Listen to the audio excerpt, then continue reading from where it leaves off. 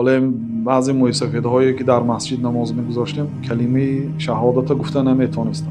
87 90 برفتگی بودن گفته نمی‌تونست. کلمه شهادتاشون خطا 20 سال است نماز می‌خونن ولی یک کلمه شهادت رو اصلاح نکردن. بسم الله هاشون خطا بسم الله الرحمن الرحیم میگن. الله اکبر میگن. الله اکبر گفته نمی‌تونن.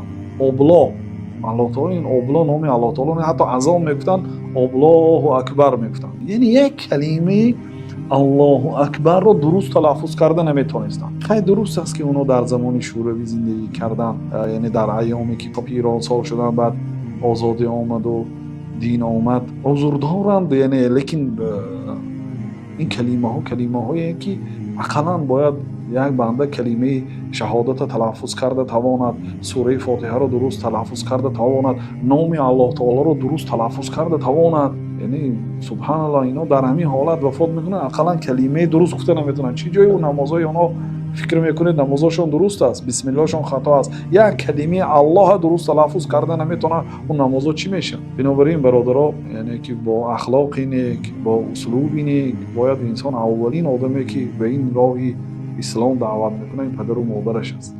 اگر شما سبب شوید که پدر و مادرتون وارد بهشت شود، بسیار کاری بزرگ کردید.